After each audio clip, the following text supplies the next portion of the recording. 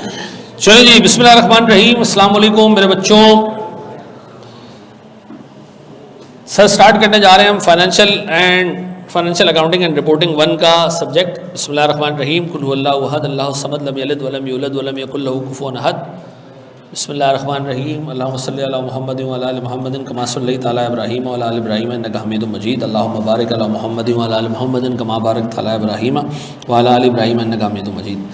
Sir इस batch को start करते हुए हम अल्लाह के नाम से और नबी अकरम सल्लल्लाहु अलैहि वसल्लम पे दुरूद भेज के हम जो है वो शुरू करते हैं इसको।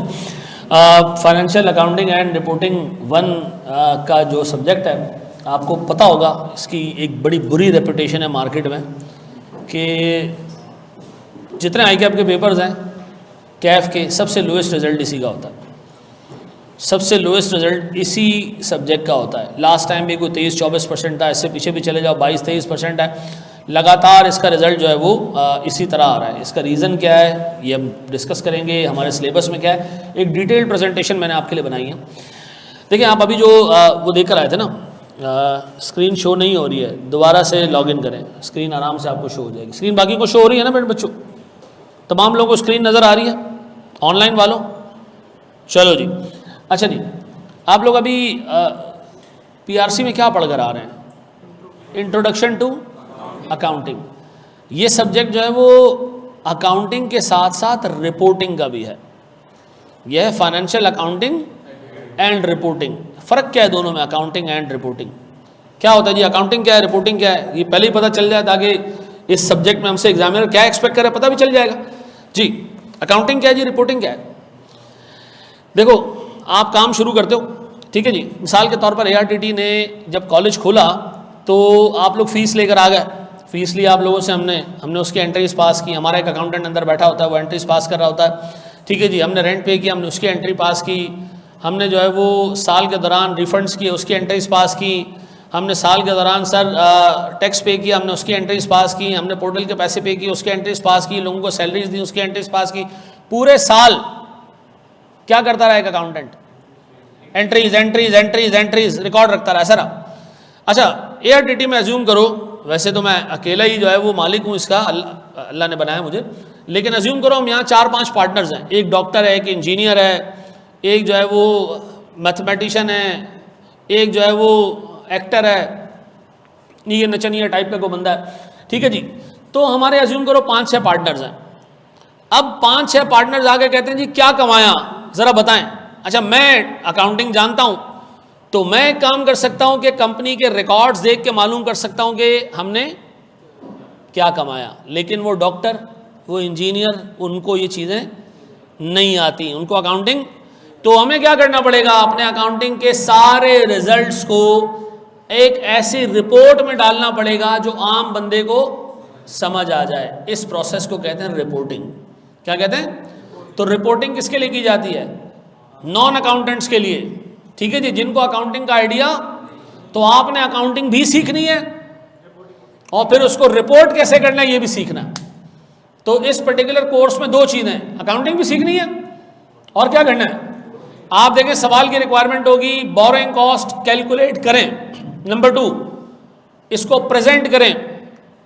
आप प्रॉपर्टी प्लांट एंड इक्विपमेंट की कैलकुलेशन करें और फिर उसको प्रेजेंट करें। प्रेजेंट करने का क्या मतलब होता है?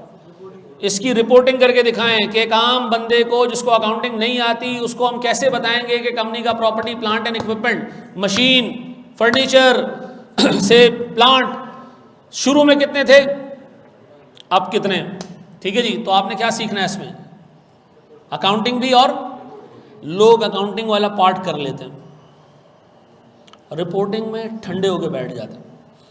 क्योंकि अक्सर इस सब्जेक्ट को पढ़ाने में जो भी टीचर होता है ना, वो अकाउंटिंग पे ज़्यादा काम करता है, क्योंकि बच्चों को अकाउंटिंग समझने में मुश्किल होती है और रिपोर्टिंग पे काम इसलिए कम होता है कि यार बच्चे को अकाउंटिंग समझ आएगी तो रिपोर्टिंग करेगा ना, तो अकाउंटिंग में ही काम चल रहा होता है। जब रिपोर्टिंग तक बात आती है ना, तो रिपोर्टिंग में इतना काम नहीं होता। और आप यकीन करें, लोगों के फेल होने की बहुत बड़ी रीज़न क्या है? उसको प्रॉपर्ली रिपोर्ट ना करना। सवाल सर तकरीबन 30 से 35 नंबर के सवाल होंगे रिपोर्टिंग के, 60 से 65 नंबर के सवाल होंगे किसके? अकाउंटिंग के। ऐसा, ये बात समझ आती? अच्छा जी सर, मैं इस पर्टिकुलर प्रेजेंटेशन के अंदर अपने बारे में बताऊंगा, कुछ पेपर के बारे में बताऊंगा, रिजल्ट, सिलेबस, क्या सारी चीज़ें, ठीक है जी। मेरे बारे में जानना ज़रूरी नहीं है इतना, ठीक है जी। मैं एक चार्टर्ड अकाउंटेंट हूँ, ठीक है, और थोड़ी बहुत मैंने और क्वालिफिकेशन ली हुई हैं। आपके लिए इम्पॉर्टेंट बात पता है क्या है? मैं 20 साल से पढ़ा रहा हूँ, बस ये आपके लिए इम्पॉर्टेंट है, ठीक है। ये पहला ऑपरेशन मैं नहीं करने जा रहा हूँ, ठीक है जी। आप मेरा पहला शिकार नहीं बनने जा रहे हो, हैं। हिस्टोरिकली मेरे रिजल्ट्स क्या रहे हैं, तो मैं आपको एक रिज़ल्ट अपना ज़रूर बताऊंगा। मेरे एक ज़माने में फाइनेंशियल अकाउंटिंग 2 पढ़ाया था, 60-70 बच्चों का बैच था, पूरी जान मारी, उसमें पता कितने पास हुए? 1। अगर कोई ये सोच के आया ना कि मैं उसको पेपर पास करा दूंगा उसकी मेहनत के बगैर, गलत आ गया वो। मैं आपको पढ़ाऊंगा, आपके साथ काम करूंगा, आपसे काम करवाऊंगा भी, ये दिमाग में रखना। अगर आप ये सोच के आ रहे हो तो किसी का बाप भी आपको पास नहीं करा सकता। क्या ये टीचर के पास जाऊंगा, पास हो जाएगा, मेरा पेपर निकल जाएगा। मैं आपको ज़रा सा हिस्ट्री में लेके जाता हूँ, ठीक है। इस वक्त पाकिस्तान की सबसे बड़ी फर्म कौन सी है? PwC, या जिसको आप फर्गसन्स कहते हैं, ठीक है जी। इसके कई पार्टनर्स ऐसे हैं जो अपने बच्चों को CA में नहीं डालते, अतः कि वो बड़े रिसोर्सफुल लोग हैं। ICAP में भी उनका जो है वो माशाल्लाह बड़ा अच्छा हिसाब किताब है, और बाकी प्रोफेशन में भी they are very resourceful people. लेकिन किसी की इतनी जो है वो इस्तिताअत नहीं है कि अपने बच्चे को पेपर पास करवा सके। अगर किसी टीचर के पास भेज के पेपर पास करवाना होता तो सब किसके पास भेज देते? उसी के पास भेज देते कि जी फलाना टीचर अच्छा पढ़ाता है, उसके पास भेज दो, बच्चा पास हो जाएगा बगैर पढ़े। इंटरमीडिएट नहीं है बाबू ये। आपको यहाँ मेरे साथ क्या करना पड़ेगा? काम करना पड़ेगा। हाँ, ये दिमाग में रखना, मेरे कहने पे जैसे मैं बता रहा हूँ वैसे चलोगे, ये मैं आपको अश्योरेंस दे रहा हूँ कि आप पेपर पास कर लोगे, ये मैं आपको अश्योरेंस दे रहा हूँ। मैं आपको ये नहीं कह रहा कि फिर भी चांस है, नहीं, जैसे बोल रहा हूँ वैसे करते जाओ, पेपर निकल जाएगा, ठीक है जी। ये मैं 20 साल से करता हुआ आ रहा हूँ और आपको एक रिज़ल्ट मैं बता भी चुका हूँ, ठीक है जी। उसके बाद फिर मैंने बहुत सारी चीज़ें सीखी। अच्छा, ये पेपर के बारे में बताऊँ सर, ये रिपोर्टिंग का पहला पेपर है, अकाउंटिंग का दूसरा है। अकाउंटिंग का दूसरा कैसे? भी इंट्रो पढ़ कर आ रहे हो ना। इंट्रो कितने लोगों का एग्जाम था? और ये एग्जाम आपकी शक्ल देख के किया था या पुरानी कोई क्वालिफिकेशन देख के? इंटरमीडिएट होगा या A लेवल्स होगा, ऐसा ही है ना। तो इसका मतलब है ऐसा क्लास में कोई भी बच्चा नहीं है जिसकी बेसिक अकाउंटिंग ना हो। इतना आपको आता है डबल एंट्री कैसे पास होती है? सेल्स की क्या एंट्री होती है अगर कैश पे की जाए? कैश डेबिट और सेल्स क्रेडिट, ऐसा ही है ना। ऐसा तो कोई यहाँ बच्चा नहीं बैठा हुआ ना जिसको ये एंट्री नहीं समझ आई, पक्का ना। अगर है तो अभी बता दो, मैं उसका इलाज कर देता हूं फिर। हाँ जी सर, मैं हूं, इलाज या रिफंड ले ले भाई, ठीक है जी। क्योंकि मैं ये एक्सपेक्ट करूंगा कि आपको बिल्कुल बेसिक जनरल एंट्रीज पता हो, बेसिक जनरल एंट्रीज। हाँ जी, मशीन खरीदते हैं क्या एंट्री पास करते हैं? मशीन डेबिट और कैश क्रेडिट, ऐसा। अच्छा चलो, अब देखते हैं आगे। अगर आपको सिर्फ डबल एंट्री आती है, मुझे बस ये चाहिए आपसे, मुझे और कुछ भी नहीं चाहिए, बस आपको double entry, basic double entry आती हो, ठीक है जी। डिप्रिसिएशन की क्या एंट्री होती है? Depreciation expense debit, allowance credit, या कोई एसेट भी क्रेडिट कर दे तो कोई टेंशन नहीं है, ठीक है जी। ये भी मेरे लिए काबिल कबूल है, बस आपको इतना आना चाहिए। पेपर सर मैंने लिखा है मॉडरेट टू डिफिकल्ट। आपको मैं इतना बता दूं, मैं पढ़ाता हूँ, कॉस्टिंग भी पढ़ाता हूँ, FAR 1 भी पढ़ाता हूँ। यकीन करो FAR 1 आसान है, लोगों को बहुत मुश्किल लगता है, क्योंकि अकाउंटिंग की बेसिक्स उनकी अच्छी नहीं होती हैं, रूल्स याद करने में उनको मसला होता है, रिपोर्टिंग करने में मसला आता है। ये सब्जेक्ट आखिर में जाके नाइटमेयर बन जाता है लोगों की। शुरू में बहुत मज़ा आ रहा होगा, ओहो बड़ा आसान है, कोई टेंशन ही नहीं है। मसला ये है कि इस पर्टिकुलर पेपर के अंदर एग्जामिनर जो पास पेपर में अगर आप सवाल उठा के देखो ना, तो एक एक सवाल में 2-2, 3-3 स्टैंडर्ड्स मिला के आ रहे होते हैं। एक ही सवाल में IAS 16 भी आ रहा है, इम्पेयरमेंट भी आ रहा है, इन्वेस्टमेंट प्रॉपर्टी का स्टैंडर्ड भी लग रहा है, कई सारी चीज़ें लग रही होती हैं उसके। तो इसलिए मैं उसको मॉडरेट टू डिफिकल्ट कहता हूं कि अगर हर स्टैंडर्ड का अलग अलग सवाल उठा के देख लो ना, आप आराम से कर लो। मसला कहाँ आता है? जब वो आपसे कहता है जी करेले और कीमा 7 बनेगा, ठीक है जी, जब 2-3 स्टैंडर्ड वो मिला के डालता है ना, तो आता है फिर प्रॉब्लम। अच्छा जी सर, जरा सा इसके रिजल्ट्स देख लें, एक मिनट ना, ये जरा सा आप देखें तो आपको नज़र आएगा इस रिजल्ट में। रीसेंट रिजल्ट्स देखें आप, रीसेंट का मतलब है ये रिजल्ट्स देखें आप 22 के बाद के कितना है जी, 25, 27, 28, 20, 23 हैं। यानी ये जो मेरे सामने 5 बच्चे बैठे ना, इनमें से कोई एक पास होगा। क्लास में होंगे 100 बच्चे, 25 पास हो जाएंगे, ऐसे ही नज़र आ रहा है ना इसमें। लेकिन ये रिजल्ट्स गलत हैं। अतः ये नंबर्स मैंने कहाँ से उठाए? आई के आपके एग्जामिनर कमेंट से। लेकिन ये रिजल्ट सही नहीं हैं। उसकी वजह पता है क्या है सर? 2022 में आई कैप ने एक ऐलान किया कि हम जी अपना AFC ख़त्म कर रहे हैं। क्या ख़त्म कर रहे हैं? AFC। जब आप PRC पढ़कर आ रहे हो ना, इससे पहले इसका नाम होता था क्या चीज़? AFC। और जो PRC वाली अकाउंटिंग है वो होती थी किसमें? कैफ में होती थी। तो आई कैप ने कहा ये जो अकाउंटिंग है ये हम डाल रहे हैं PRC में, और जिस बंदे का AFC क्लियर है उसकी अकाउंटिंग एग्जेम्प्ट। तो बेसिक अकाउंटिंग एक बड़े नंबर ने नहीं पढ़ी और वो डायरेक्ट कहाँ आगे बैठ गए? FAR1 में आगे बैठ गए। FAR1 में आगे बैठे, उधर अकाउंटिंग भी चल रही है, रिपोर्टिंग भी चल रही है, और बेचारे बच्चों की बेसिक अकाउंटिंग भी नहीं बनी हुई है। तो फिर क्या हुआ सर? उस अटेम्प्ट में अगर 100 लोगों ने, ऐसे बच्चों ने पेपर दिया तो 5 ही पास हुए। ठीक है जी। और ये वाली कौम आज तक चलती हुई आ रही है।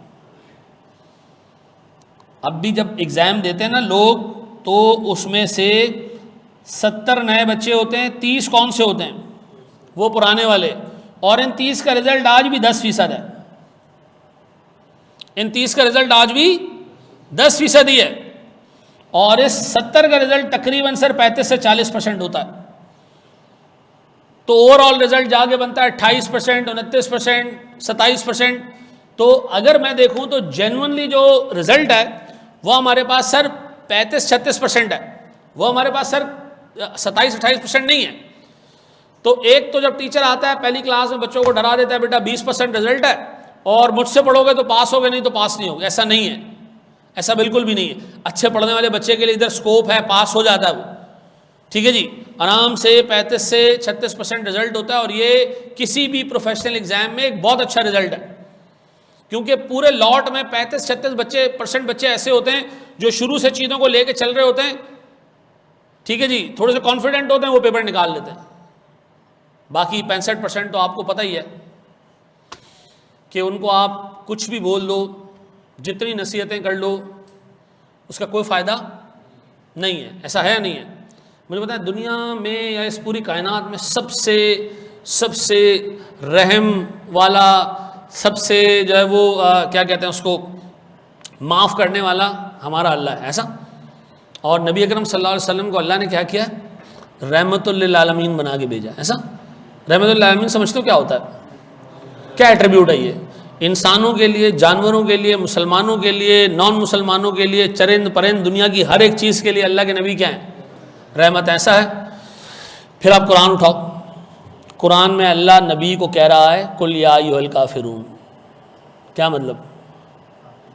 काफिरों से कह दो कि तुम्हारे लिए तुम्हारा दीन, हमारे लिए हमारा दीन। ऐसा क्यों? अल्लाह ताला ने अपने एक इंसान को बनाया, उसके लिए नबी भेजा। अल्लाह भी रहमत करने वाला, नबी भी रहमत करने वाला, उसके बावजूद अल्लाह डिसओन कर रहा है एक इंसान को। क्यों?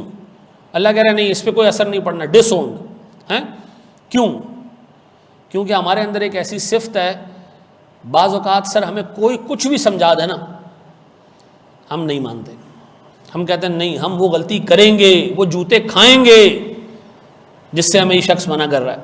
ऐसा है नहीं है? और मना आप देखें कुरान में अल्लाह डिसओन कर रहा है। अल्लाह एक और कुरान की आयत है, अल्लाह उस कौम की हालत तब्दील नहीं करता। कुरान की आयत है ये, जो अपनी हालत खुद तब्दील ना करे। ऐसा है नहीं? तो मुझे एक बात बताएं, अल्लाह आपसे बहुत प्यार करता है ना, तब भी अल्लाह ने इस दुनिया में आपके लिए क्या रखे हुए? असबाब।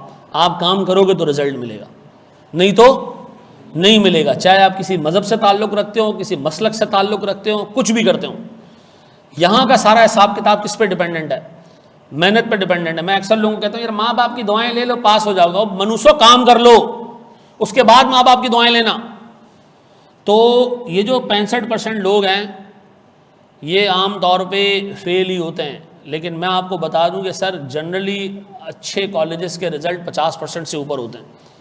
मैंने कॉलेजेस का है, कॉलेज नहीं का है, ठीक है जी, मैंने कॉलेजेस का है, ठीक है जी। मैं आपको ये बता रहा हूँ सर कि आम तौर पे हमारा रिज़ल्ट जो है वो अल्लाह का शुक्र है कि इस रेंज से तो काफ़ी ऊपर होता है। लेकिन ऐसा नहीं है कि पूरे पाकिस्तान में कोई हमारे पास कोई झंडा है, नहीं, ऐसा नहीं है। जो मेहनत करता है, अच्छे स्टूडेंट आप किसी भी टीचर को दे दो वो रिज़ल्ट प्रोड्यूस कर देगा। मैं थोड़ा सा काम करूँगा कि आपको अच्छा स्टूडेंट बनाने की कोशिश करूँगा। अच्छे का मतलब क्या है? जो काम आपको दिया जाए ना वो कर लो, बस ये अच्छा है। और अच्छा, अच्छे की डेफिनेशन नहीं है कोई भी, ठीक है जी। तो अब बताएं क्या रिजल्ट सर हमारे सामने, एवरेज रिजल्ट क्या है हमारा? 28-27 नहीं सर, क्या चीज़? 30 से 35%, सर 35 से 40% आप कह लें। कोर्स हमारे पास सर बहुत छोटा है, इसका छोटा कोर्स है, लंबा चौड़ा कोर्स नहीं है सर। हमारे पास सर कोर्स, मैं अभी ये तुम लिख रहे हो चीज़ें, ठीक है, कोई लंबी लिस्ट नहीं है, लेकिन जो लिस्ट है ना वो गहरी बहुत है, ठीक है जी। इलाके बहुत छोटे हैं लेकिन इलाके बहुत ख़तरनाक हैं, ऐसा। सर हमारे पास पहला एरिया है सिलेबस का फाइनेंशियल स्टेटमेंट्स के नाम से, 35 से 45 नंबर का एरिया ये।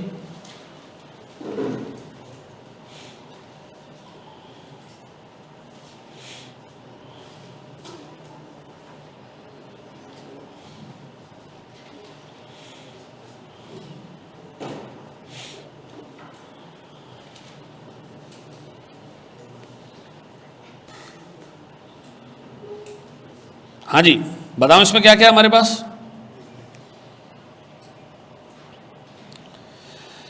सर हमारे पास इसमें हैं 5 के करीब एरियाज, ठीक है जी।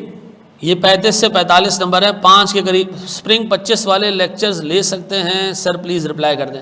यार ले लो, उसमें कुछ चीज़ें मैं ऐड करूँगा, ठीक है जी, कुछ चीज़ें ऐड कराऊँगा क्योंकि मैं लास्ट अटैम्प्ट का पेपर देखा है, तो इस अटैम्प्ट में जो टॉपिक्स मुझे लग रहा है कि एग्जामिन होंगे तो उस पर मैं और बहुत सारी चीज़ें उसमें ऐड करूँगा।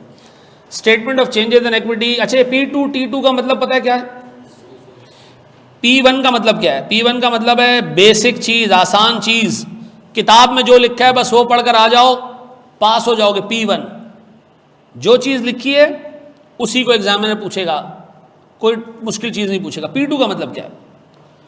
P2 का मतलब यह है कि जो चीज़ किताब में लिखी हुई है ना, ये सिर्फ सिखाने के लिए लिखी गई है, असल चीज़ आपको पेपर में मिलेगी। आपको ये नॉलेज उसमें क्या करनी है? इम्प्लीमेंट करनी है। पेपर में सर आपको एक किताब में लिखा है जी डेप्रिसिएशन के 5 मेथड्स हैं, straight line method, diminishing balance method, sum of the year digit method, ठीक है जी, आउटपुट मेथड, आर्स वाले मेथड, पता नहीं कौन कौन से मेथड, ये 5-6 मेथड लिखे हुए किताब में हैं। ये हमारी नॉलेज है। पेपर में क्या आएगा? वो आपको देगा जी एक बिल्डिंग, एक फर्नीचर, एक मशीनरी, और कहेगा इसकी डेप्रिसिएशन क्या करो, कैलकुलेट करो। वो 5 मेथड जो तुमने किताब में सीखे हैं यहाँ पर अप्लाई करके दिखाओ। तो P2 में क्या है? एप्लीकेशन, मुश्किल। P3 आपके कोर्स में नहीं है, पूरे कैफ में नहीं है P3 कहीं पे। P3 का कहाँ है?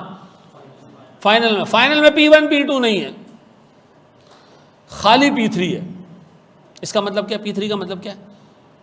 आपसे एक्सपर्ट लेवल नॉलेज पूछी जाएगी, आपको सिनेरियो दिया जाएगा और आपसे एक्सपेक्ट किया जाएगा कि आप एक एक्सपर्ट हो, कंसल्टेंट हो, और आपने उस पर ओपिनियन देना होगा, ठीक है जी। अभी आपकी औकात नहीं है इतनी, ठीक है जी, बन जाएगी लेकिन टेंशन नहीं लो, ठीक है जी। अच्छा जी, T1 क्या है? मतलब T क्या है जी? Testing level. T1 का मतलब है 8 नंबर से ज़्यादा का सवाल नहीं बनेगा, ऐसा। T2 का मतलब क्या है? 20 नंबर से ज़्यादा का सवाल नहीं बनेगा। आप देखें इसमें आपको कितने टॉपिक T1 नज़र आ रहे हैं?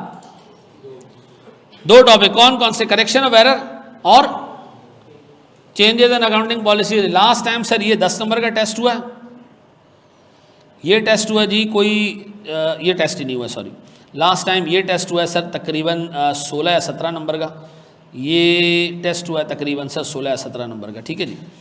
तो ये आप देख लें उठा के सर, ये हिसाब किताब रहा है लास्ट, ठीक है जी। T1 का मतलब क्या है? 8 नंबर से ज़्यादा। इस चक्कर में एक बंदे ने एक टॉपिक छोड़ दिया, एग्जामिनर ने 2 टॉपिक उठाए, मिला दिए T1 और 16 नंबर का सवाल बना दिया। अब क्या हुआ? उस 8 नंबर के चक्कर में पूरे 16 गए। क्यों? जब आपको आधा सवाल आता ही नहीं है तो बाकी आधा करके आप क्या उखाड़ लोगे? तो भैया ये सोच के कोई टॉपिक मत छोड़ना कि ये T1 है, ऐसा नहीं। हाँ, ये मैं आपको बता दूं।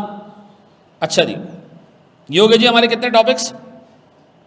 5। इससे कितना कितना एरिया टेस्ट होगा? 35 से 45। फिर हमारे पास है sir conceptual framework and ratios, ये 20 से 30 नंबर का है। अच्छा, इससे नहीं आया था, ठीक है। 20 से 30 नंबर पे 3 एरियाज हैं बस, ऐसा है। और ये तीनों एरियाज क्या है? P2 P2 P2 और कॉन्सेप्चुअल फ्रेमवर्क के अलावा बाकी दोनों टॉपिक सर 20-20 नंबर के टेस्ट हो सकते हैं और होते भी हैं। नॉन स्टैंडर्ड क्या है ये आगे बताऊंगा सर। स्टैंडर्ड और नॉन स्टैंडर्ड में फ़र्क क्या है ये अभी लिख लो सिर्फ अपने पास, ठीक है। हाँ जी,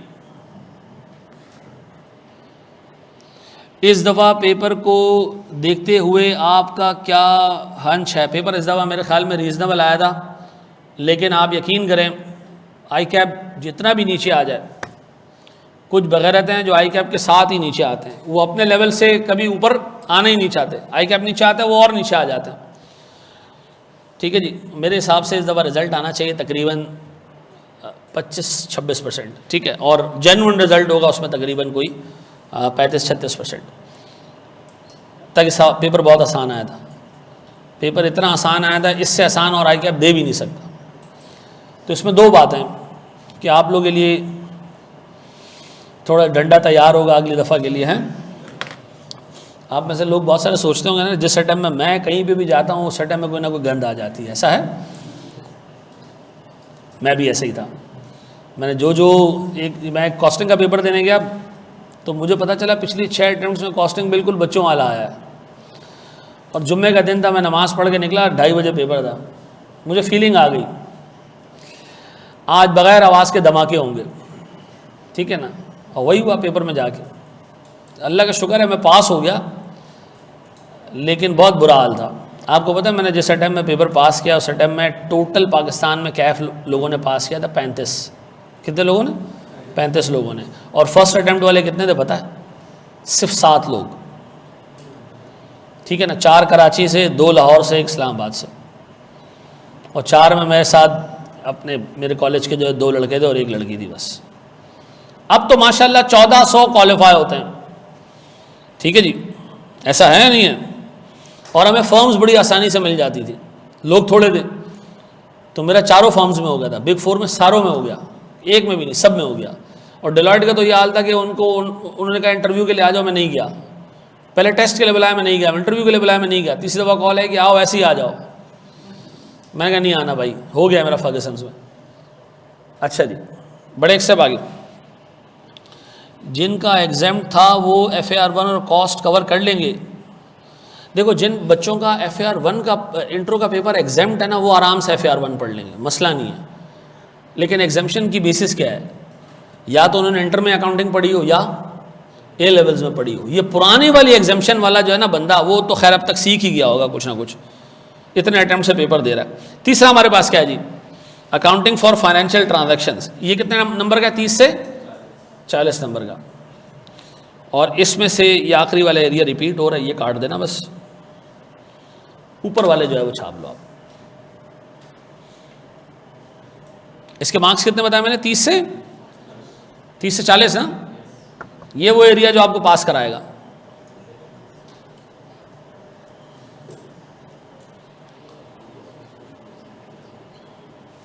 एरिया का नाम क्या है सर? मैं लिखना भूल गया। Accounting for financial transactions.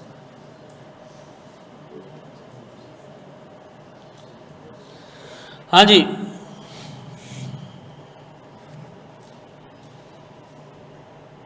और T1 वाले कितने टॉपिक पिछले उसमें आए थे? 1, और उससे पिछले वाले में 2 थे, और ये हमारे 2 और आ गए। तो तकरीबन 5-6 टॉपिक आपके T1 वाले। बाकी सारे क्या हैं जी? अच्छा, क्या T2 8 नंबर के लिए टेस्ट हो सकता है? हाँ। T2 का मतलब क्या है? Maximum 20 number. जी अहमद पूछ ले मेरा बच्चा। 5 अटैम्प्ट वालों के लिए अच्छी फॉर्म मिल जाती है, ये भी हम डिस्कस कर लेते हैं, रुक जाओ, ये मिल जाते हैं, भी डिस्कस कर लेते हैं हम, रुक जाओ।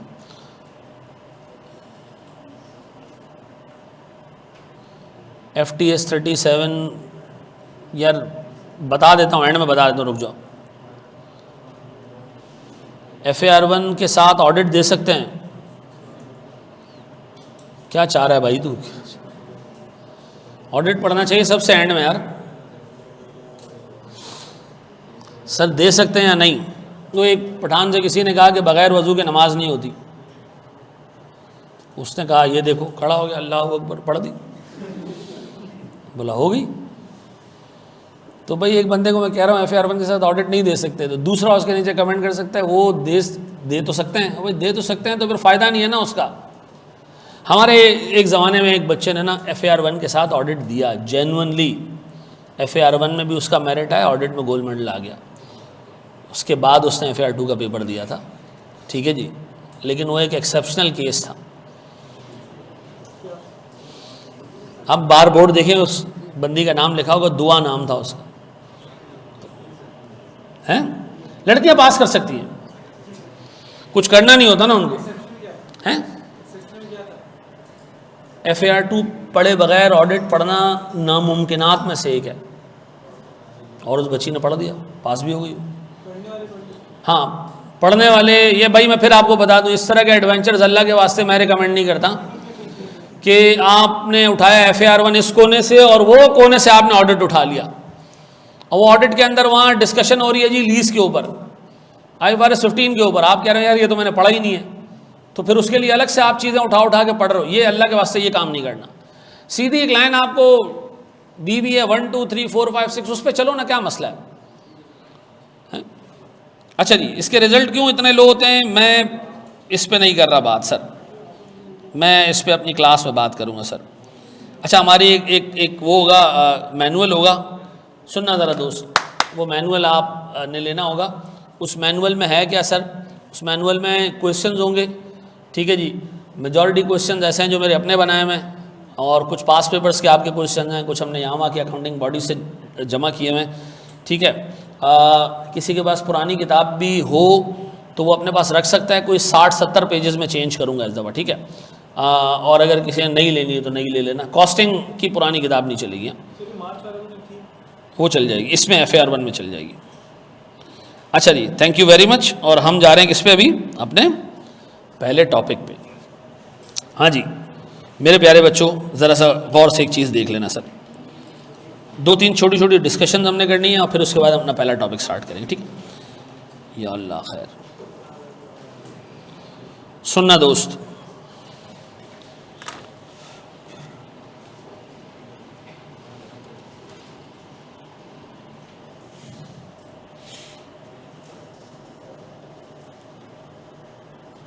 हमारी 3:30 तक क्लास है। अच्छा देखिए भाई, ये है हमारे पास टॉपिक्स की लिस्ट जो हमने कवर करनी है, और उसके आगे लिखा हुआ है जी मैक्सिमम नंबर ऑफ क्लासेस।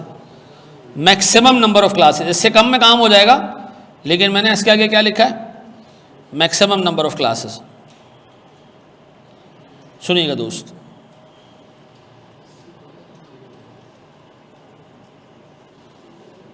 ना भाई ये मैंने रखा हुआ है आपके लिए बेटा, वक्तन फ़वक्तन आपको देता रहूँगा मैं, ठीक है जी। अच्छा जी, बोर्ड पे देखिएगा दोस्त। देखिए हमारे पास जो टॉपिक्स है ना, उसमें उसको सबको अगर मैं ऐड करूँ ना तो मुझे 105 क्लासेस चाहिए पूरा कोर्स कराने के लिए, ठीक है। ऑफिशियल वर्डिक्ट है ये मेरा, ठीक है। इससे कम में ही काम हो जाएगा। इससे कम में काम कैसे होगा? ये मैंने अज्यूम किया हुआ है कि 1.5 घंटे की क्लास हो, ठीक है जी, और उसमें इफेक्टिव पढ़ाई 1 घंटे की हो, तो 105 आपको चाहिए क्लासेस टोटल, ठीक है। इफेक्टिव 1 घंटे का मतलब क्या होता है? इफेक्टिव 1 घंटे का मतलब ये होता है कि टीचर आपको जब सवाल देता है करने के लिए कि करो, अब आप बैठ के कर रहे हो और टीचर क्या है, खामोश बैठा हुआ है, उस वक्त कोई कॉन्सेप्ट डिलीवर नहीं हो रहा, ये स्लैक है। ये टाइम ऐसा है जो क्लास के अंदर हम अपने लेक्चर के दौरान काट देते हैं, ठीक है। तो इफेक्टिवली 1 घंटा 1.5 घंटे के लेक्चर में आपको 50-55 मिनट ऐसे मिलते हैं जिसमें टीचर क्या कर रहा होता है, बोल रहा होता है, आपको जो है वो लेक्चर डिलीवर कर रहा होता है। बाकी टाइम ऐसा होता है जिसमें आप क्लास में सवाल सॉल्व कर रहे होते हैं। तो ऐसे हिसाब से मैं देखूं तो सर मुझे डेढ़ घंटे की 105 टोटल क्लासेस चाहिए इस पूरे कोर्स को कवर करने के लिए। ठीक है जी। मैं अगर क्लास का ड्यूरेशन 1.75 आवर्स रख लूं तो मेरे पास इससे भी कम टाइम हो जाएगा, इससे भी कम वक्त होगा। अच्छा, फिर मैंने इसमें बहुत सारे चैप्टर्स के अंदर ना दो डेढ़ क्लास एक्स्ट्रा लगाई है, वो निकाल दूं तो हमारे पास टेन्योर और कम हो जाएगा। तो सेफली सर अगर मैं ऑफिशियल बात करूं तो मैं 1 अगस्त को कोर्स कंप्लीट कराऊंगा, ये ऑफिशियल वर्डिक्ट है। अगस्त का महीना आपको मैं जो है वो दूंगा पूरा घर से पढ़ने के लिए। और आपको पता है इस दफ़ा बड़ा ज़बरदस्त काम होने जा रहा है, पता है 1 सितंबर से पेपर है। कब है? हाँ, लेकिन एक चीज़ शायद चेंज हो जाए इस बैच में, क्योंकि 5 या 6 सितंबर को शायद 12 रबीउल अव्वल है, ऐसा है, चेक कर लो ज़रा। ठीक है जी, अगर ऐसा हुआ ना तो फिर शायद ब्रेक आएगा एग्ज़ाम में, या अगर आई कैप ने रैम खा लिया तो शायद पेपर ही 4 के बाद शुरू कर दे। ठीक है जी, लेकिन अभी फाइनल में जो है ना वो मुहर्रम आ रहा है, और उन्होंने क्या किया है, उन्होंने मुहर्रम की छुट्टियां दे दी हैं। 2 दिन बीच में जो है 9 और 10 मुहर्रम को उन्होंने क्या किया, छुट्टी दे दी है, और बाकी फिर पेपर आगे से शुरू किया। तो पेपर शुरू तो 1 सितंबर से होगा। ये ऑफिशियली मैं कह रहा हूँ कि 1 अगस्त को मैं आपको क्या करूँगा, छुट्टी दे दूंगा कि जाओ भाई अपने घर से पढ़ाई कर लो। लेकिन प्रैक्टिकली जो मैं आज तक करता आ रहा हूँ सर, 15 जुलाई तक मैं जो है वो आपको टाटा बाय बाय कर दूंगा कि जाओ भाई 1.5 महीना आपके पास घर से बैठ के बाकी की चीज़ें देख लो। सर इसमें आप रिकॉर्डेड कुछ देते हैं, देखो मैं इसमें रिकॉर्डेड एरिया देता हूँ सर, एक कॉन्सेप्चुअल फ्रेमवर्क ये रिकॉर्डेड देता हूँ, शायद इस दफ़ा ना दूँ। ठीक है जी।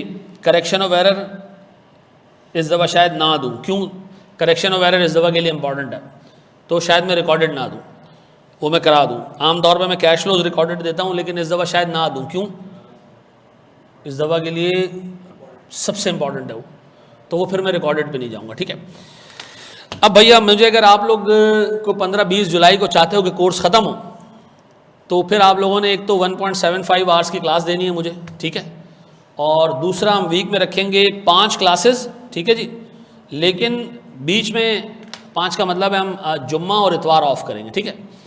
शायद ऐसा हो कि मैं जुम्मे को भी आपको बुलवा लूँ बीच में, अगर मुझे लगेगा कि यार आप लोग थोड़े से ढीले हो, थोड़े स्लो हो, तो फिर मैं मैक्सिमम नंबर ऑफ़ क्लासेस पे जाऊंगा। ठीक है जी। अच्छा, मैं ना ये याद रखो यार, मैं उन टीचर्स में से नहीं हूँ, लाहौर में पढ़ने वाले बच्चे मुझसे थोड़े से जो है वो परेशान रहते हैं। मैं ये नहीं कर सकता कि मैं आज जो सोच के आया हूँ कि मैंने 5 चीज़ें पढ़ानी है तो 5 पढ़ा के जाऊँ, ऐसी की तैसी किसी को समझ आए या ना आए। ठीक है जी। वो मुझे कहते हैं जी हमारे फलां टीचर के तो सर देखिए पहले दिन से पता होता है कि 75वीं क्लास में वो क्या पढ़ाएगा। मैंने कहा भाई मैं ऐसे नहीं कर सकता, मैं जिसको पढ़ाने जाता हूँ मुझे लगता है कि यार इसको ये वाला टॉपिक समझ नहीं आ रहा, थोड़ा सा टाइम लगाना है, तो मैं 5 की जगह 6 एग्जाम्पल्स 8 एग्जाम्पल्स करा देता हूँ। और कभी मुझे ऐसे लगता है कि यार 5 की जगह 4 से ही काम हो गया, यार इनको समझ आ गया। तो भाई मैं मैकेनिकल इस तरह नहीं चल सकता हूँ, और अगर चलता है तो पता नहीं कैसे चलता है इंसान। तो मैं आपके साथ आपके हिसाब से चलूँगा। प्लस आप अगर लास्ट टाइम के लेक्चर से कंपेयर करेंगे तो कुछ चैप्टर्स में मैं एडिशनल काम करा रहा हूँगा। क्यों? क्योंकि लास्ट अटेम्प्ट का पेपर मेरे सामने है, मुझे पता है कि जी इस अटेम्प्ट के अंदर इस पर्टिकुलर टॉपिक से तो लाजमी सवाल बन के आ सकता है, तो इस पर और थोड़ी प्रैक्टिस करा दो। तो मैं उस पर क्या करूँगा, थोड़ा और ज़्यादा काम कराऊँगा। तो मेरे 2 बैचेस के लेक्चर्स जनरली मैच नहीं करते हैं। और ये मैं आपको बता दूँ सर, मैं ये जो 105 लिखा है ना, शायद ये 80 में ख़त्म हो जाए, शायद ये 90 में ख़त्म हो जाए, बहुत ज़ोर मारा तो हम 100 तक चले जाएंगे।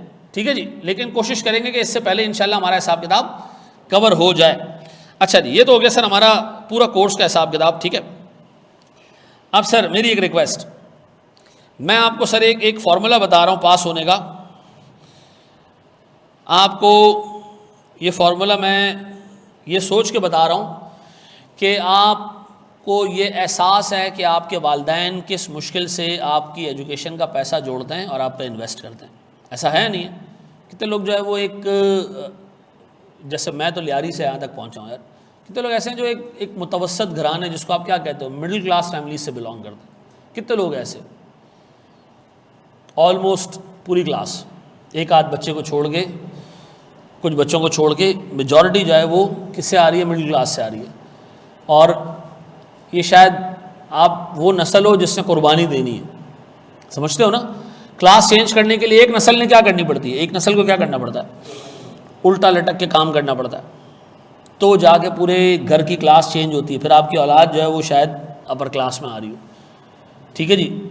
तो आप अनफॉर्चुनेटली और फॉर्चुनेटली वो नस्ल हो, आप वो कुर्बानी का बकरा हो, ठीक है जी, जिसके बाद आपकी जो है वो पूरी अगली जनरेशन की क्लास चेंज होगी। और आपको अगर मैं पूछूं कि यार आप कुर्बानी का बकरा बनना चाहोगे, आप कहोगे यार मैं खुशी से बनना चाहूँगा। क्यों भाई? मैं अपने पेरेंट्स को अच्छा दिन दिखाना चाहता हूँ। देखो मैं एक बात बताऊँ, मैं मेरे बराबर के चार्टर्ड अकाउंटेंट्स इवन पाकिस्तान से बाहर भी काम करते हैं, अल्हम्दुलिल्लाह मैं उनसे अच्छा ही पैसा कमाता हूँ। लेकिन एक ज़माने में मेरे पास कुछ भी नहीं था, और मेरी ज़िंदगी का सबसे बड़ा रिग्रेट पता है क्या है?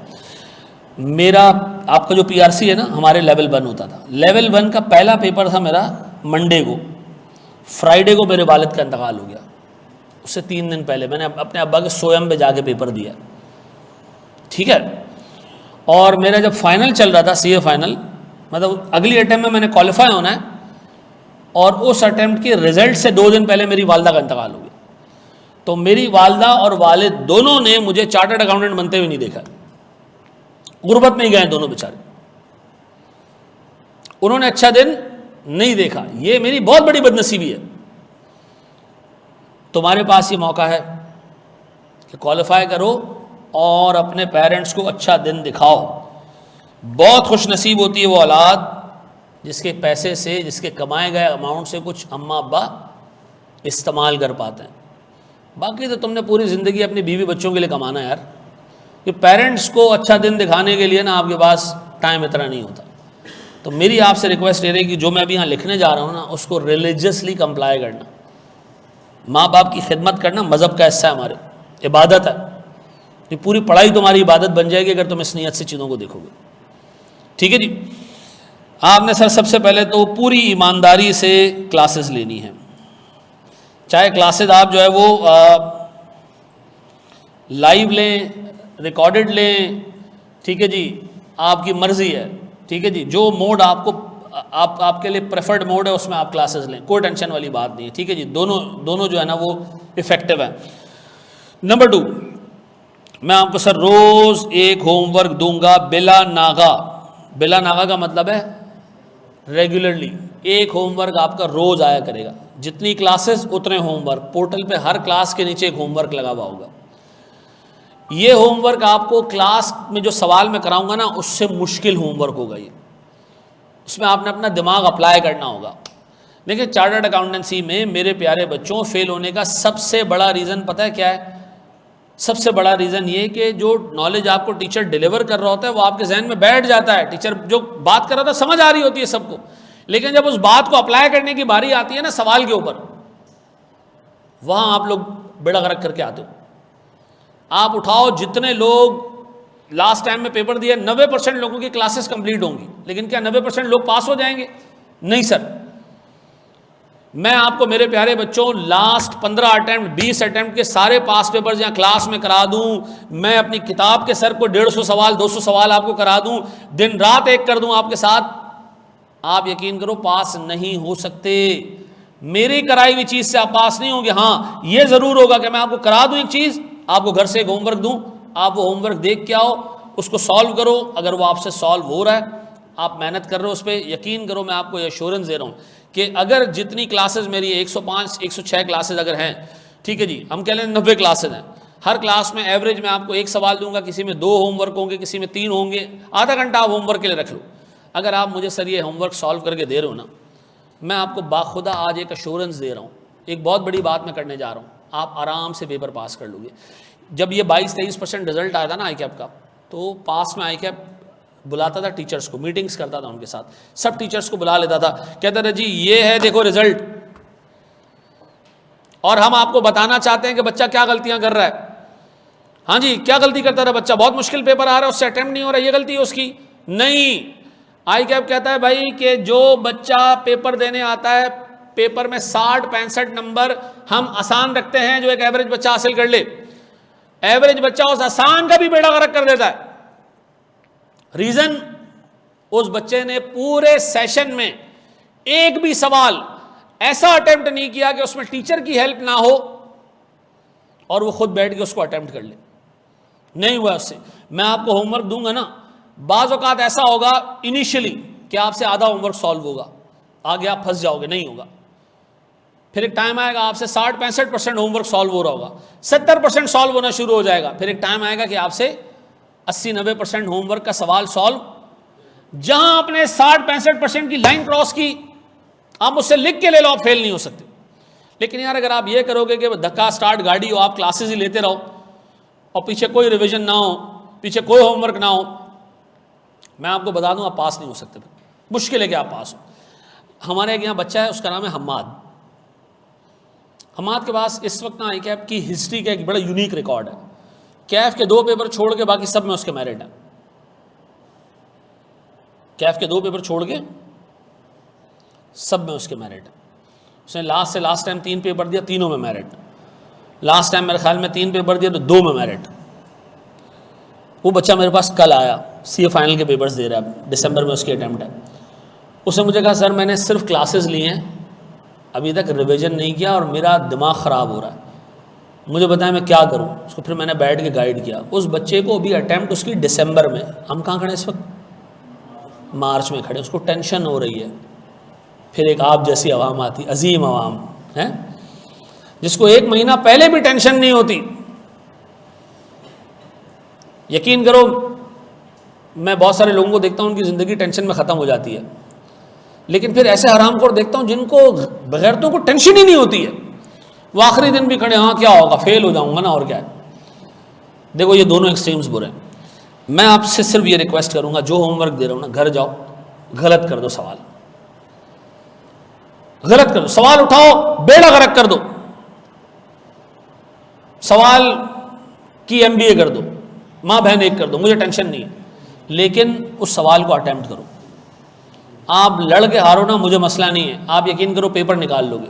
लेकिन यार अगर आप ये देख लो, ओए हो इतना बड़ा सवाल, इतनी अंग्रेजी लिखी है, इतनी अंग्रेजी इकट्ठी तो मेरे बाप ने नहीं पढ़ी, तो मैं क्या पढ़ूंगा, है तो बेड़ा गर्क हो गया। फिर आप आज से मैं आपको बता दूं, क्लासेस लेने का कोई फ़ायदा नहीं है।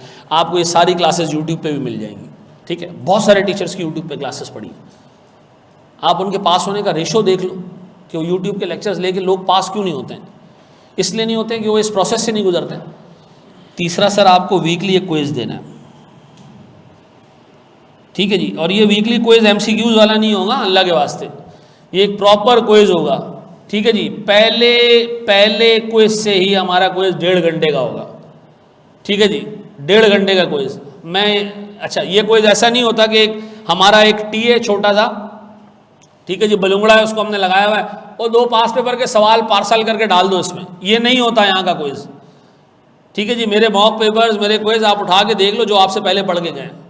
मैं खुद बनाता हूँ अपने मॉक्स, और पढ़ाते हुए मुझे फील होता है कि यार इन बच्चों को इम्पेयरमेंट निकालने में मसला आ रहा था, वैल्यू न्यूज़ में मसला आ रहा था, मैं अपने क्विज में वो चीज़ डालता हूँ ताकि जिस चीज़ पे आपकी वीकनेस है उस पर काम किया जा सके।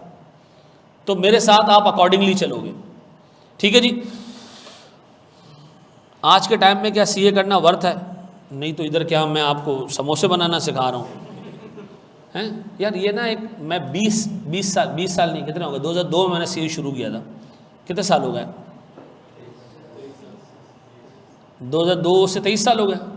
अच्छा मैं आपको बता दूँ, 2002 में मैं एक बंदे के पास गया, मैंने कहा यार क्या सीए करना चाहिए। उसने कहा फ्यूचर दौर बेटा आईटी का है, और देखें आगे ऐसा होगा कि सर्फ के डब्बे से एक चिप निकलेगी और वो आप लगाओगे और आपके फाइनेंशियल स्टेटमेंट्स बन जाएंगे और आपका तो कोई रोल ही नहीं होगा। मैं सुनता रहा, वो खुद भी चार्टर्ड अकाउंटेंट था। मैंने कहा अच्छा, और मैंने सुन के जाके सीए में एडमिशन ले लिया, ठीक है। वो चिप अभी तक नहीं आई है सर्फ के डब्बे में, ठीक है जी, इंतज़ार कर रहा हूँ मैं। और मैंने माशाल्लाह थोड़ा बहुत पैसा भी कमाया, ठीक है ना, थोड़ा बहुत माशाल्लाह मैंने कमाया पैसा। आप अंदाज़ा लगाएं, मेरे पास लास्ट टाइम 1900 के करीब FAR1 के स्टूडेंट थे, 2700 मेरे पास कॉस्टिंग में थे, और आपने जो फ़ी पे की है उससे आप सोच लें कि वो सर्फ के डब्बे से आजकल क्या निकल रहा होगा, है। और फाइनल में अल्लाह का शुक्र है मैं तकरीबन को 50% ज़्यादा मार्केट है मेरे पास। ये मैं सिर्फ आपको बता रहा हूँ कि एक चार्टर्ड अकाउंटेंसी कर लोगे ना, इतना पैसा कमा लोगे। ये फजूल बातें छोड़ दो, ठीक है जी। एक बंदे ने 3 अटेम्प्ट पेपर दिए, एक भी नहीं निकला। फिर लोगों को कह रहे हैं कि यार सीए बेकार चीज़ है, ठीक है जी, वर्थ नहीं है इसकी, हैं। वो याद आ रहा है ना, एक दफ़ा सरफराज के ऊपर किसी ने वीडियो बनाई थी कि क्रिकेट जो है वो अंग्रेज़ों का खेल है, खेलने वाला भी काफर है और देखने वाला भी काफर है। ये इंसान कब बोलता है? जब उससे नहीं होता सॉल्व। आप करते जाओ। मेरी बेटियां हैं, मैंने उनको भी डाला हुआ है ACCA में, ठीक है, वो अभी इसे कंप्लीट करके CA में आएंगी, ठीक है जी। अब मैंने उनके लिए थोड़ा सा रूट डिफरेंट पकड़ा था। मेरी 2 बड़ी बेटियां हैं, उनको मैंने, एक की अभी एज 16 साल है और एक की एज जो है वो 14 साल। एक के अभी ACCA के सिर्फ 8 पेपर बाकी हैं क्वालिफाई करने में, और जो 14 साल वाली है उसके 9 पेपर बाकी हैं। और मैंने किया ये था कि उनको स्कूल में से उठा दिया था, 4th स्टैंडर्ड में थी वो, तो मैंने 4th क्लास से उनको उठा दिया। दोनों जो है वो, ये कोर्डोबा स्कूल था, अब आपको पता नहीं कोर्डोबा पता हो नहीं, अहमद साय को जानते हैं? अहमद साय का जो है वो ऐसा वेंचर था जो अहमद साय से एसोसिएट किया जाता था। तो मैंने दोनों को उठाया स्कूल से। बस मेरा एम ये था कि स्कूल में ये इतना सीख लें कि इनको इंग्लिश बोलना और समझना आ जाए और मैथ्स की बिल्कुल बेसिक नॉलेज हो। तो मैंने उनको स्कूल से उठा दिया। दोनों को मैंने क्या पढ़ाया पता है? 2 साल अकाउंटिंग और मैथ्स पढ़ाई है। अकाउंटिंग के लिए मैंने अपनी एक यहाँ स्टूडेंट होती थी, उसको मैंने कहा बेटा आप मेरे बच्चों को पढ़ा दो। उसकी मेहरबानी, उसने टाइम निकाला, हफ्ते में 3 दिन देती थी वो बच्ची, उसको अकाउंटिंग पढ़ा दिया। दोनों को बेसिक अकाउंटिंग पढ़ा दिया, general ledger, trial balance, financial statements, cash book और ये सारी चीज़ें। और एक हमारे जो है वो दोस्त होते हैं, वो पढ़ाते हैं पाकिस्तान से बाहर, जेसन गिब्सन नाम है उनका, उससे मैंने मैथ्स के लेक्चर्स ले लिए थे। आप भी ले सकते हो, अब तो उनकी वेबसाइट खुल गई है math&sciencetutor.com के नाम से। तो वो मैंने वहाँ से ले लिए और वो उनको पढ़ाया 2 साल, और उसके बाद मैंने दोनों को ACCA में डाल दिया 13 साल की उम्र में, ठीक है ना। और माशाल्लाह वो ACCA उनके कंप्लीट हो जाएंगे तो फिर उसके बाद मैं उनको शायद CA में ले आऊँ। तो अगर मुझे तो पता है ना कि प्रोफेशन कहाँ जा रहा है, तो बाबू ठीक ठाक पैसा है आगे। और आप लोग में से एक भी बंदा ऐसा नहीं जो मैं मुल्क और कौम की खातिर CA कर रहा हूँ। सच बोलो, सच, झूठ नहीं बोलो। किस लिए CA कर रहे हो? पैसा कमाना है, और कोई दूसरी बात नहीं है। और क्या पैसा कमाना बुरी बात है? अल्लाह को ऐसा मोमिन पसंद ही नहीं है जो बेकार हो। ये मैं आपको फैक्ट बता रहा हूँ। आपको मौलवी बोलते हैं ना कि कनात पसंदी वाली बेटा ज़िंदगी गुजारें, ठीक है जी, चटाई पे सोएं, और ये काम भाई आप नबी अकरम सल्लल्लाहु अलैहि वसल्लम की आप ज़िंदगी उठाओ। अल्लाह ताला से उन्होंने ख़ुद अपने लिए जो है ना मुफलिसी मांगी थी, लेकिन नबी अकरम सल्लल्लाहु अलैहि वसल्लम के सहाबा में देखो तो आपको पता चलेगा कौन कौन थे। हज़रत अब्दुर्रहमान बिन औफ, हज़रत उस्मान रज़ी अल्लाह ताला अन्हु, आप देखें इनकी वेल्थ कितनी थी, ठीक है। आपको ऐसे सहाबा नज़र आएंगे, फिर आपको तकवे वाले सहाबा भी नज़र आएंगे जिन्होंने जो है वो दुनिया की ज़िंदगी को लात मारी, कुछ नहीं किया। हज़रत अली रज़ी अल्लाह ताला अन्हु इसमें सर फहरिस्त है। तो आप उठाएं, आपको हर तरह के सहाबा मिलेंगे। पैसा कमाओ भाई, ये फजूल बात है कि ज़्यादा पैसा कमाना बुरी बात है, ठीक है जी। मंड के कमाएं और फिर उसके बाद लोगों को कहें कि यार पैसा कमा भी लो ना, मज़ा नहीं आएगा, लेकिन कमा लो पहले, फिलोसफर बाद में बनना। 15 से 20 लाख नहीं कमा सकता CA क्वालिफाई करने के बाद। मैंने अभी पिछली क्लास में तुम लोगों को एक ऑडियो सुनाई थी, एक बंदा जो क्वालिफाई भी नहीं हुआ, हमारे आर्टिकल्स करके जो है वो चला गया। अभी मैं दोबारा सुना दूं क्या? दोबारा सुन लो यार। मैं क्या कमाता हूं वो बेकार बात है। नहीं सुनो ये। वालेकुम सर रिसेंटली एक्सचेंज रेट तो देखा नहीं, लेकिन जो पिछले महीने अब्बा को पैसे भेजे थे उस हिसाब से अगर देखूं तो मेरे ख्याल से 29.5-30 लाख होगी, 31.5 लाख 30 लाख। ये फाइनलिस्ट है CA, और उसने कहा मैंने पिछले महीने अपने अब्बा को ऑस्ट्रेलिया में, इस वक्त मेलबर्न में, ठीक है, मैंने पैसे अब्बा को भेजे थे, 29.5 से 30 लाख रुपए थे। एक्सचेंज रेट तो मुझे नहीं पता, ये 12 महीने पहले का मैसेज है। वो बंदा CA क्वालिफाई नहीं कर सका, और क्या चाह रहा है बेटा? जरदारी बनना चाह रहा है? क्या चाह रहा है? CA करके कोई ये सोच रहा है कि अगर वो 50-60 लाख रुपए महीने के कमाना शुरू कर देगा जैसे ही वो क्वालिफाई करेगा, ठीक है जी, 15 लोग जो है वो घर के बाहर खड़े होंगे बेटियां लेके कि हमारी हैं। ऐसा नहीं होता भाई। अच्छा जी, वीकली क्विज आपने देने, डेली का होमवर्क करना है, और मेरे साथ एक अहद करना है कि मैं अल्लाह को हाजिर नाजर जानकर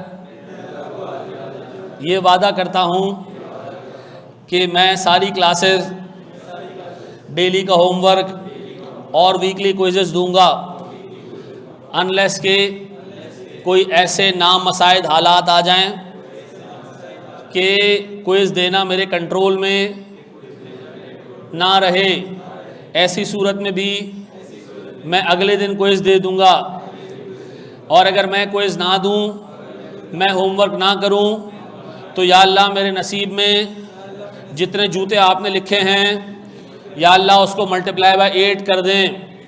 और या बोलो ना हराम खोरो हैं। आप यकीन करो, मैंने क्लास में उस दिन एक इस तरह का एक अहद करवाया, तो एक बच्चा फेल हो गया। उसने मुझे लंबा चौड़ा मैसेज दिया कि यार आपकी वजह से मैं फेल हुआ हूँ। अब तो हरामखोर को ये पता नहीं कि वो खुद तैयारी नहीं करके गया। उसने कहा नहीं सर, आपने पहले दिन कसम खिलवाई थी ना, बस मैं फेल हो गया। तो आई होप आप लोग इस चीज़ का ख्याल रखें। कॉस्टिंग में 6 कराया, यहाँ 8 कराया, ठीक है जी।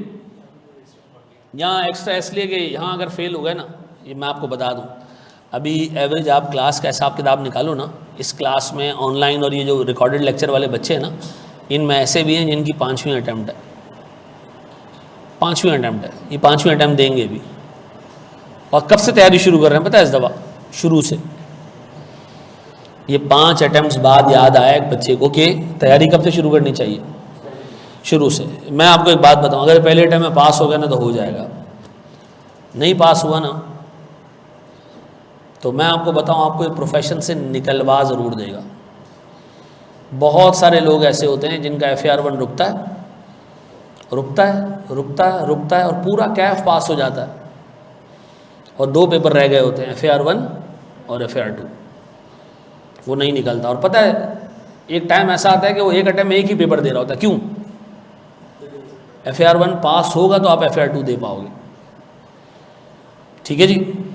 सेट हो गया। अब बताएं सर, अगर आज मैं आपको होमवर्क दूंगा तो आप वो कर लोगे ना इंशाल्लाह ताला? चले जी, मुझे एक बात बताएं, हम अपने पास शुरू कर रहे हैं जनाब एक नया स्टैंडर्ड, एक ब्रांड न्यू पहला स्टैंडर्ड IAS 36, जिसका क्या नाम है?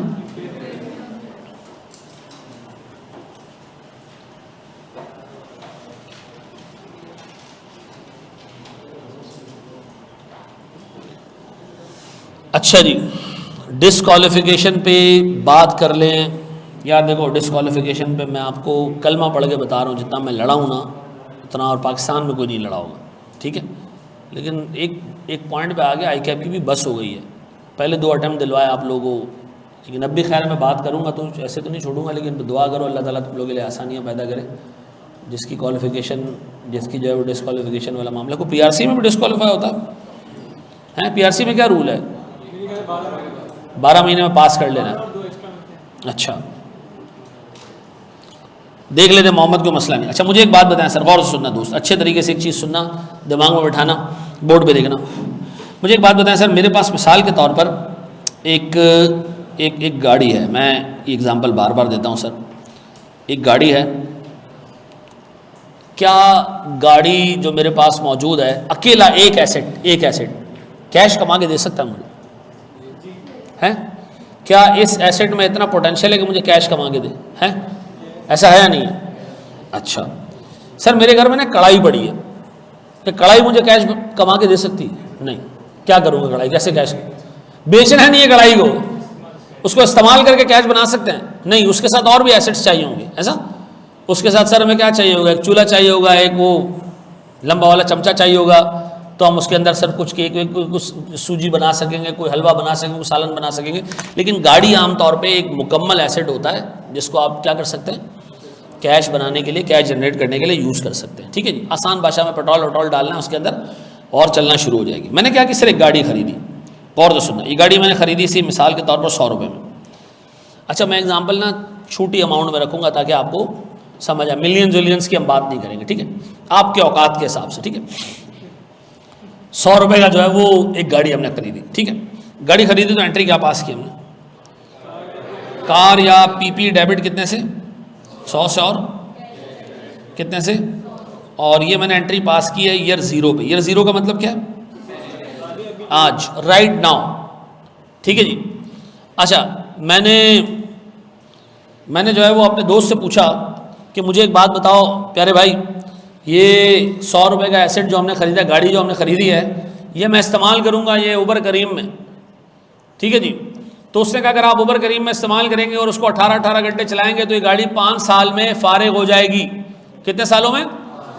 अब बताएं जी, मैंने इसको चलाने करीम में, पहला साल मैं इसको चलाता रहा सर, मैंने इसको चलाया चलाया चलाया चलाया चलाया सर, ये गाड़ी 1 साल इस्तेमाल हो गई। अब बताओ 5 साल की लाइफ में से इसने 1 साल गुजार लिया, तो मैंने इसको क्या किया, तो मैंने एंट्री पास की जी, डेप्रिसिएशन एक्सपेंस डेबिट कितने से सर 100 डिवाइडेड बाय 5 कितना जी 20, अलाउंस क्रेडिट कितने से। आप में से वो बंदा ज़िंदगी भर जलील होता रहेगा जिसको एक चीज़ समझ नहीं आई और उसे टीचर को नहीं रोका, आगे जाने दे दिया।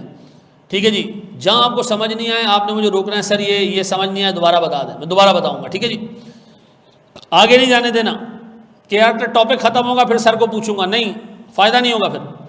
ठीक है जी, रुक जाओ यार रुक जाओ, सिर्फ क्लास ख़त्म करते हैं फिर उस पर बात करते हैं। ठीक है जी, तो सर हमारे पास 20 रुपये का एसेट घिस गया, कितने का रह गया। एक चीज़ होती है एसेट की कैरिंग अमाउंट, कैरिंग अमाउंट का मतलब हमारी बुक्स में ये एसेट कितने पे आ रहा है, पहले कितने पे आ रहा था, अब 20 रुपये का एसेट घिस गया, कितने का रह गया 80 रुपये का रह गया, ऐसा। अच्छा, इस साल कितने रुपए का एसेट हमारा कंज्यूम हुआ, कितने रुपए का एसेट घिसा 20 रुपये का। मैंने इस साल पता है इनकम कमाई, पता है कितने की 50 रुपये की। अच्छा काम किया बुरा काम किया, बड़ा अच्छा काम किया जी, 50 रुपये की इनकम कमाई, जबकि एसेट घिसा कितने का 20 रुपये का। फ़ायदा हुआ हमें गाड़ी चला के माशाल्लाह। अगला साल आया, फिर हम गाड़ी लेके निकले। अब गाड़ी वैसी नहीं रही जैसे पहले थी, 1 साल पुरानी हो चुकी है। अब हमने सर मज़ीद गाड़ी चलाई, 1 साल कितने का एसेट डेप्रिशिएट हुआ। अब बताओ 2 साल गुजर चुके हैं इस गाड़ी को, इस गाड़ी की 2 साल के एंड पे, 2 साल के एंड पे इस गाड़ी की कैरिंग अमाउंट कितनी है सर 60 रुपये। 40 रुपये का एसेट घिस गया, कितना रह गया 60 रुपये का एसेट रह गया, ऐसा है। अब सर 60 रुपये का एसेट बाकी। इस साल अल्हम्दुलिल्लाह मैंने इनकम कमाई 40 रुपये की। अच्छा काम किया बुरा काम किया, अच्छा काम किया भाई, खर्चा सिर्फ 20 का है और इनकम आ गई कितने की। अब मैं बड़े सुकून में हूँ भाई माशाल्लाह, अब तक मैं एसेट से 90 रुपये निकाल चुका हूँ, ऐसा है नहीं। एसेट मेरी बुक्स में कितने पे आ रहा है। इतने में एक दोस्त आया, उसने कहा यार ये जो इतनी गाड़ी चला रहा है ना तू, अब तुझे पता है यार मुल्क में आ गई हैं इलेक्ट्रिक गाड़ियाँ और मुल्क के अंदर बिजली भी बेपनाह प्रोड्यूस हो रही है। ठीक है जी, और सारे हरामखोरों का दौर ख़त्म हो गया है, इमरान खान आ गया। आपको अच्छा लगे या बुरा लगे, मेरा एक पॉलिटिकल व्यू है, ठीक है। तो इमरान खान आ गए जी और अब इलेक्ट्रिक गाड़ियाँ आ गई हैं जी, और इलेक्ट्रिसिटी पाकिस्तान में इतनी पैदा हो रही है कि हम बांग्लादेश को भी बेच रहे हैं, इंडिया को भी बेच रहे हैं और पता नहीं किस किस को बेच रहे हैं। ठीक है जी, लेकिन अब तुम्हारी इस गाड़ी की वैल्यू गिर गई है। मेरी गाड़ी मेरी बुक्स में कितने पे आ रही है। मैं गया मार्केट और मैंने पता किया तो पता चला जी इस गाड़ी की फेयर वैल्यू, फेयर वैल्यू का मतलब मार्केट वैल्यू, इस गाड़ी की फेयर वैल्यू है सिर्फ 50 रुपये। कितने, ओहो जी, मेरी बुक्स में कितने पे आ रही है। और अगर आप बेचने जाऊं तो कितने में बिके, 50 में बिके, और मुझे बेचते हुए कमीशन भी देना पड़े, कॉस्ट टू सेल, यानी बेचते हुए कमीशन भी देना पड़े। कितने का सर 4 रुपये का। कितने की गाड़ी बिक जाएगी बताओ। मेरी बुक्स में कितने पे आ रही है 60 रुपये में आ रही है। अभी बेचने जाऊं कितने की बिकेगी 46 की। दोस्त कह रहे हैं तुम्हारी गाड़ी का बेड़ा गर्क हो गया है, तुम्हारी गाड़ी की तो वैल्यू गिर गई, तुम तबाह हो गए। तुम्हारी बुक्स में गाड़ी कितने पे आ रही है 60 पे आ रही है। गाड़ी की इस वक्त असल वैल्यू कितनी है मार्केट में। उसने कहा यार तुम्हें तो लॉस हो गया। अब मैं टेंशन में आ गया, वाकई यार मुझे लॉस हो गया। फिर मुझे याद आया कि मैंने गाड़ी बेचने के लिए थोड़ी खरीदी है, मैंने गाड़ी किसके लिए खरीदी है, कमाने के लिए खरीदी है। मैं तो उसको ऊबर में चलाऊंगा, बेचूंगा थोड़ी इसको। अब मैंने सोचा दिमाग लगाना शुरू किया, कितने साल इसकी लाइफ बाकी है। मैंने सोचा मैं इसको चलाऊंगा अगले साल, उसके अगले साल और उसके अगले साल, इसके बाद गाड़ी क्या हो जाएगी, खत्म हो जाएगी। मुझे लगा कि मुझे अगले साल इस गाड़ी से 25 रुपए की इनकम मिलेगी। क्या मिलेगी 25 रुपए की इनकम मिलेगी। ये मेरा अंदाजा है या मुझे गैब का इल्म है, अंदाजा है सर। और मुझे लगता है कि अगले साल मुझे 15 रुपए की इनकम मिलेगी। ऐसा क्यों, क्योंकि हमारी गाड़ी में आपको बैठेगा ही नहीं, गाड़ी की हालत भी ऐसी हो चुकी होगी। और आखिरी साल हमें जाके पैसा मिलेगा सर, मिसाल के तौर पर कोई से 7 रुपए। कितने, अब बताओ सर, मैं अगर इस एसेट को 3 साल चलाऊं मुझे कितने पैसे मिलेंगे, कितने पैसे मिलेंगे। और अगर बेचूं तो कितने पैसे मिलेंगे, बेचूं तो कितने मिले, और चलाऊं तो कितने मिले 47, बेचूं तो 46, चलाऊं तो। अब मुझे टेंशन शुरू हो गई। क्यों?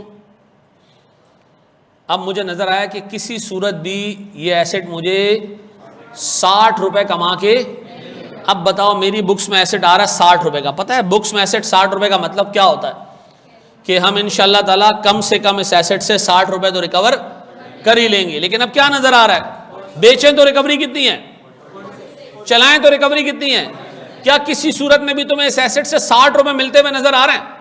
तो इसका क्या मतलब है, अब तो लॉस हो गई होगा, अब तो लॉस हो गई होगा। 60 रुपए का एसेट है, बेचने जाऊं तो कितने में बिक जाए, 46 रुपए में। चलाऊं तो कितने मिले, पहले बताओ बेचें या चलाएं, बेचें या चलाएं। सर चलाएं, क्योंकि फायदा कितने का है। तो उसका मतलब है सर इस एसेट से मैक्सिमम रिकवरी कितनी हो सकती है, मैक्सिमम रिकवरी हो सकती है 47 की।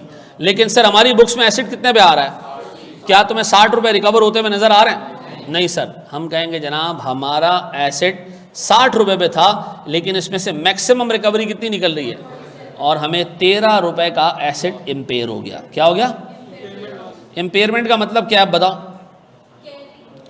आप एसेट के कैरिंग अमाउंट के जितना पैसा एसेट से अगर नहीं निकाल सकते तो आपका एसेट क्या हो गया, इंपेयर हो गया है। अब बताओ सर इंपेयर कैसे हुआ, हमारी बुक्स में एसेट कितने का है, आगे 3 साल इसको चलाऊं कितने पैसे मिलेंगे, अब बेच दूं तो कितने मिलेंगे। तो मुझे बताओ सर चलाऊं या बेचूं। सर चलाएं, थोड़ा सा ज़्यादा पैसा मिल रहा है, लेकिन सर इवन देन ज़्यादा पैसा भी 60 रुपए के बराबर नहीं है। तो हमें ये कंक्लूड करना पड़ा कि हम किसी सूरत भी अपने एसेट में से 60 रुपए निकाल नहीं सकते। हमारे एसेट को मैक्सिमम कितना पैसा रिकवर होते हुए देखा जा सकता है, 47। तो सर हमें 13 रुपए का क्या हो गया, लॉस हो गया। ये लॉस हम कब बुक करें, अभी के अभी 2 साल बाद, यानी हम सर जब 2 साल के एंड में खड़े हमें नजर आ रहा है हमारा एसेट 60 रुपए रिकवर नहीं करके दे रहा। अब बताओ एम्पेयरमेंट क्या है, कब आती है एम्पेयरमेंट, जब हम अपने एसेट से किसी सूरत में भी कैरिंग अमाउंट जितना पैसा रिकवर। अच्छा रिकवरी की 2 ही सूरतें, कैसे पैसा रिकवर होता है, या बेच कर या चला कर। सर ये आईपैड मैंने किसी ज़माने में लिया था इससे 4 लाख रुपए का, ठीक है जी। अज्यूम करो भाई आज इसको मैं मार्केट में जाके बेचूँ 50,000 रुपये में बिकेगा, कितने में, मेरी बुक्स में इसकी वैल्यू 3 लाख आ रही है, कितने में बिक जाएगा ये। और चलाऊं तो मैं आपको पढ़ाऊंगा तो मैं इंशाल्लाह मंड के पैसे कमाऊंगा।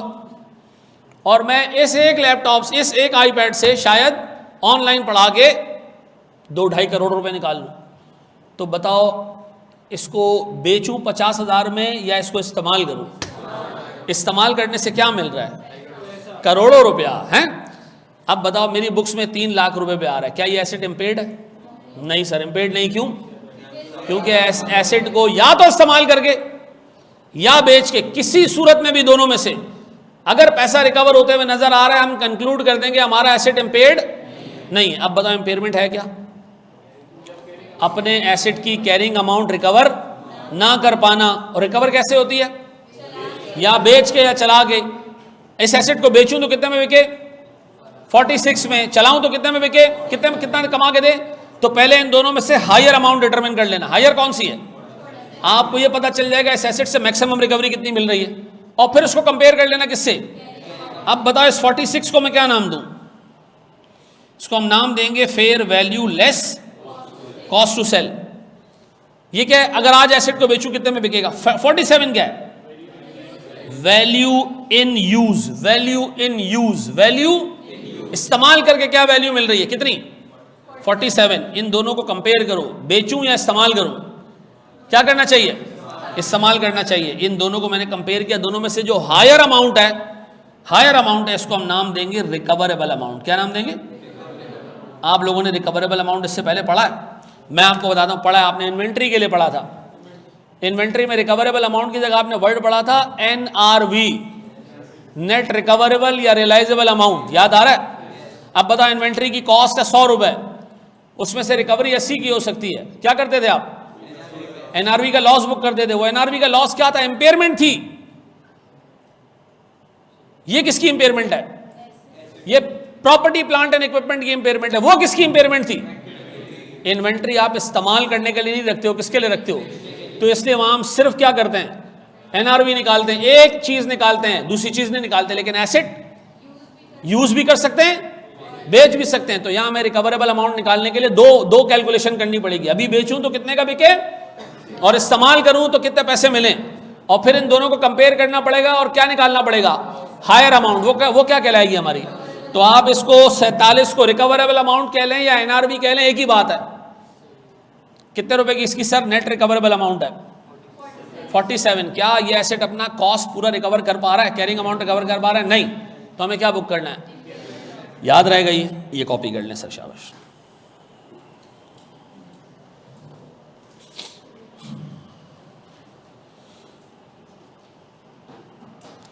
अच्छा जी, 5 अटेम्प्ट वाले को अच्छी फर्म मिल सकती है? हाँ, अगर वो फर्गसन्स का टेस्ट बहुत अच्छा दे दे और इंटरव्यू बहुत अच्छा दे दे, ठीक है जी। अदरवाइज़ भाई 4 अटेम्प्ट्स में 3 अटेम्प्ट्स में कैफ निकालने की कोशिश करो, अदरवाइज़ मामला आउट है, मैं पहले बता दूं आपको।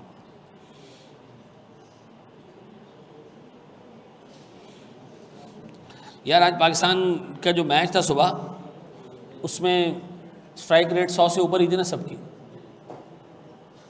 पूछ रहा हूँ वैसे, आज मैच था ना सुबह, सब ने अग्रेसिव खेला ना, बस अल्लाह का शुक्र है यार। हैं, एक गांव में एक बंदे को गोली लगी सर में, मर गया वो। तो ये जो पाकिस्तानी तज्जिया निगार है ना, ये सिकंदर बदबख्त जैसे लोग, ठीक है जी, शोएब जट को, बेटा शोएब जट की मिसाल एक मोहल्ले की जो है ना, वो दाई होती है ना, जिसके सामने सारे बच्चे पैदा हुए होते हैं, वो हर एक को याद दिलाता है, तो छोटा था तो तू इतना था, और तू उतना था, और तू ऐसे पैदा हुआ था। इनका और कोई काम नहीं होता। कुछ लोगों की रोज़ी अल्लाह ताला ने दूसरों को गालियाँ देने में लिखी होती है, तो वो ज़िंदगी भर दूसरों को गालियाँ देते हैं और वो रोज़ी कमाते हैं, ज़िल्लत से भरी हुई रोज़ी होती है उनकी। तो ये उनमें से एक शख्स है। सर क्या आप बाबर से बहुत प्यार? हाँ भाई, एक नॉर्मल इंसान जो है वो फैक्ट्स पे जाता है ना, तो सुबह माशाल्लाह स्ट्राइक रेट सबकी 100 से ऊपर थी। वो मैं बता रहा था ना कि गांव में एक बंदे को गोली लगती है, मर जाता है, तो सर में गोली लगती है, तो एक आता है इसी तरह का तज्जिया निगार, उसको देखते हैं, कहते हैं यार अल्लाह का शुक्र है आँख बच गई। ठीक है, बंदा तो फारिग हो गया ना। स्ट्राइक रेट 100 से ऊपर होनी चाहिए बस, है 100 भी नहीं, 200 होनी चाहिए। सर मैंने तो क्रिकेट देखना छोड़ दी, क्रिकेट तो यहूदियों का खेल है। सही कह रहा है यार, मैं भी छोड़ दिया यार। ये FTS 37.5 क्या होता है? अच्छा, FTS 37.5 अटैम्प्ट्स, ओके ठीक है। 5th अटैम्प्ट कैफ की है और एक पेपर पास है अभी तक। यार ये एक थोड़ा अलार्मिंग सिचुएशन है, इस पर तुम मुझसे कंसल्ट कर लो, मुझे कॉल कर लो इफ्तार के आसपास, ठीक है। मैं अपना नंबर आपको दे देता हूँ, ठीक है जी। लेकिन कॉल ये सिर्फ इस बच्चे को मैंने कहा है, बाकी आप जो है ना वो व्हाट्सएप कर देना, मैं जवाब दे दूँगा। 0336 1984 777। लिखा हुआ नहीं आ रहा, अभी आ जाएगा, रुक जाओ बेटा। ये कॉपी कर लिया आप लोगों ने?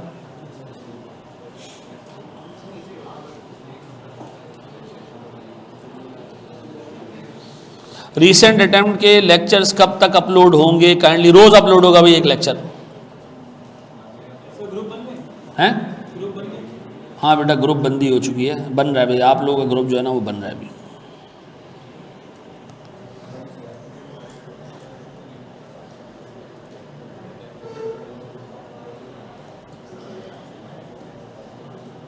रुक जाओ।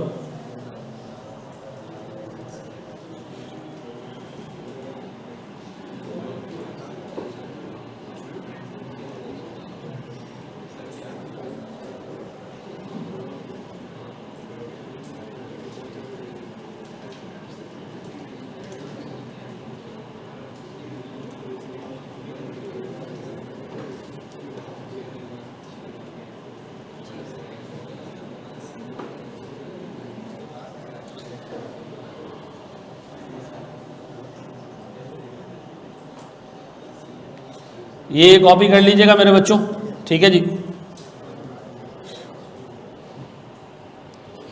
पक्का जी, थैंक यू वेरी मच, जज़ाकल्लाहु खैरन।